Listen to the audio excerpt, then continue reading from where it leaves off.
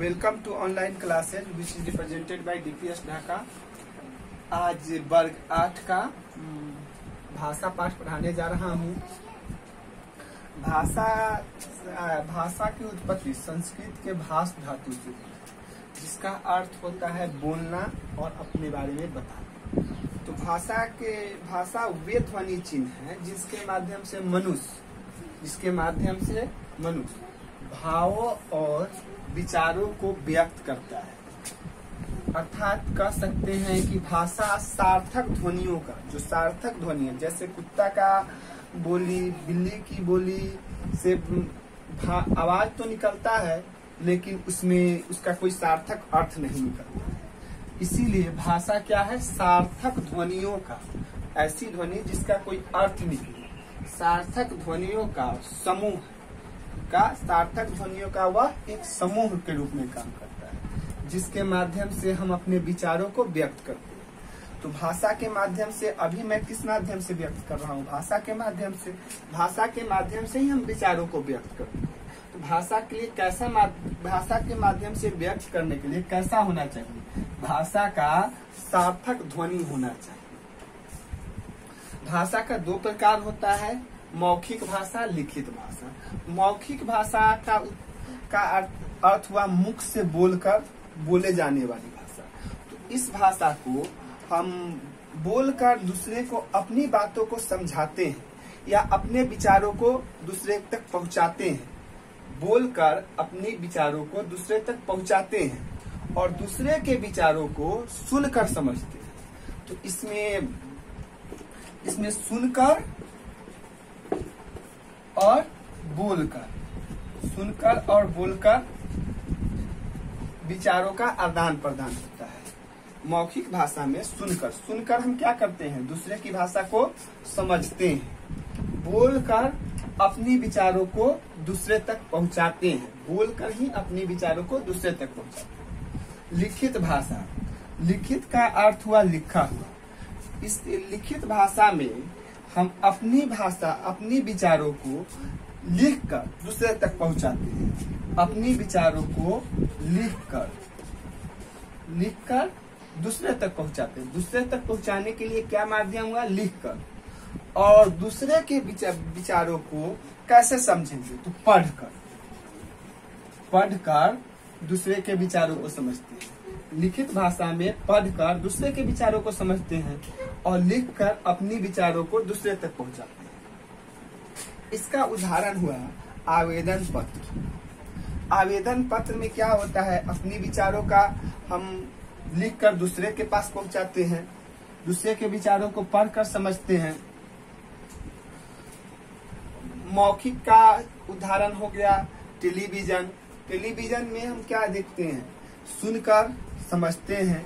और news anchor हमारी बातों को, न्यूज एंकर बोलकर अपने विचारों को हम तक पहुंचाता है और हम उसके विचारों को सुनकर समझते हैं। अखबार में संपादक लिखकर बहुत सारी सूचनाएं हमारे पास भेजता है और उस सूचनाओं को हम पढ़कर समझते हैं। भाषा को लिखने के ढंग, भाषा के लिखने के जो ढंग होता है उसे हम लिपि कहते हैं। भाषा किस तरह लिखा जाए उसके लिए एक खास तरह का चिन्ह निर्धारित किया जाता है। उस चिन्ह को हम लिपि बोलते हैं। इसी तरह से एक परिभाषा है, भाषा लेखन के लिए निश्चित चिन्हों की व्यवस्था को लिपि कहते हैं।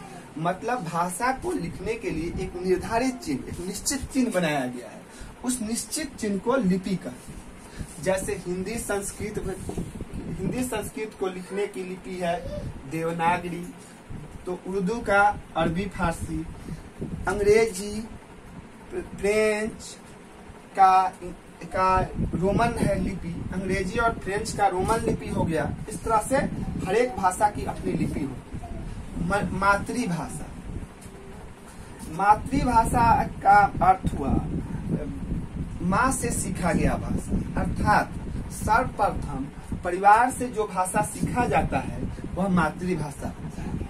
परिवार से जो सीखा जाता है वह मातृभाषा। जैसे उदाहरण के तौर पर पंजाब में जन्म लिया बच्चा अपने परिवार में पंजाबी भाषा सीखता है। तो उसका पंजाबी भाषा मातृभाषा हुआ। बंगाल का बच्चा अपने माता पिता से बंगला सीखता है तो बंगाली उसकी मातृभाषा। और राष्ट्रभाषा वह भाषा होता है जो देश में अधिकतर लोगों के द्वारा बोला जाता है। सबसे अधिक बोले जाने वाला भाषा मातृभाषा राष्ट्रभाषा होता है। देश में सबसे अधिक बोले जाने वाला भाषा मातृभाषा होता है। हिंदी हमारी मातृभाषा है। मातृभाषा और राष्ट्रभाषा दोनों। हिंदी हमारी राष्ट्रभाषा क्यों है? क्योंकि 70% भारत की 70% आबादी हिंदी बोलता है, इसलिए हिंदी हमारी राष्ट्रभाषा है। अमेरिका में अधिकतर लोग अंग्रेजी बोलते हैं, इसलिए अमेरिका में की राष्ट्रभाषा अंग्रेजी है। उसी तरह भारत की राष्ट्रभाषा हिंदी है। राजभाषा किसी भी देश के लिए जो सरकारी कामकाज में प्रयोग की जाने वाली भाषा को हम राजभाषा कहते हैं। सरकारी कामकाज में अर्थात सरकारी कार्यालयों में, सरकारी ऑफिस में जिस भाषा का प्रयोग होता है वह भाषा राजभाषा का होता है। किसी खास भाषा को जैसे उदाहरण के तौर पर मैं कह रहा हूँ पश्चिम बंगाल में बांग्ला और हिंदी सरकारी कामकाज का भाषा है, और बिहार में हिंदी और उर्दू सरकारी कामकाज का भाषा है। तो बिहार राज्य का राजभाषा हिंदी और उर्दू हुआ। मानक भाषा में बहुत सारे परिवर्तन होते हैं। भाषा में बहुत सारे एक ही का 2-3 प्रकार होता है। तो हिंदी के एक रूप में रखने के लिए या किसी भी भाषा को एक रूप में देखने के लिए विद्वानों तथा सरकार के प्रयास से, विद्वान और सरकार दोनों के मिलने से प्रचलित में से किसी एक को मानक भाषा घोषित कर, प्रचलित जो भाषा है उसमें से एक को मानक भाषा घोषित कर दिया गया है। वह मानक, जैसे मंदिर में पहले बिंदु ने आधा न था, अब बिंदु से ही आधा न की जगह बिंदु दिया जा रहा है। गई में य लगा रहता था, अब ई लगता है। यह गई मानक भाषा। एक प्रचलित भाषा को, 2 प्रचलित भाषा था गई के लिए, लेकिन इसको मानक भाषा का। बोली क्या होता है? एक क्षेत्र विशेष में बोले जाने वाली भाषा का विशिष्ट रूप बोली कहलाता है। जैसे किसी छोटे से भूभाग, छोटे से क्षेत्र विशेष में एक विशेष प्रकार से बोला, क्षेत्र के लोगों के द्वारा विशेष प्रकार से बोला जाता है, उसे बोली कहते हैं। बोली में मुहावरे, लोकोक्तियाँ, लोकगीत, लोक कथा का सौंदर्य देखा जाता है। बोली में ही जैसे लोकगीत का जो वास्तविक स्वरूप होता है वह बोली में ही होता है। लोक कथाएं, लोकोक्तियाँ भी बोली में ही देखा जा सकता है। हिंदी को बोलियों के क्षेत्र में विभाजन किया। इस हिंदी को बोलियों के आधार पर 5 भागों में बांटा गया है। जैसे पूर्वी हिंदी में अवधी, बघेली, छत्तीसगढ़ी का प्रभाव रहता है। पूर्वी हिंदी जो बोलने वाले, पूर्वी हिंदी बोलने जाने वाले क्षेत्रों के लोगों के द्वारा उसमें अवधी, बघेली और छत्तीसगढ़ी का प्रभाव देखा जाता है। जबकि पश्चिमी हिंदी में खड़ी बोली, हरियाणवी, ब्रज भाषा, बुंदेली और कन्नौजी का प्रभाव देखा जाता है। पश्चिमी हिंदी क्षेत्र के लोगों के द्वारा बोले जाने वाली हिंदी में खड़ी बोली का प्रभाव रहता है, तो ब्रज भाषा का, बुंदेली का, कन्नौजी का रहता है। राजस्थानी हिंदी में जयपुरी, जोधपुरी, मेवाड़ी आदि का प्रभाव देखने को मिलता है। तो पहाड़ी हिंदी में गढ़वाली, हिमांचली, कुमाऊनी, मंडियावली का प्रभाव देखा जाता है। तो बिहारी हिंदी में मैथिली, मगही और भोजपुरी अंगिका का प्रभाव आता है। इस प्रकार हिंदी बोली को 5 भागों में बांटा गया है, जिस 5 भाग में बहुत सारे बोलियों का प्रभाव देखने को मिलता है। उपभाषा, जब बोली का क्षेत्र बढ़ जाता है और उसमें साहित्य रचनाएं भी की जाती है तो बोली उपभाषा बन जाता है। बोली का क्षेत्र बढ़ जाता है।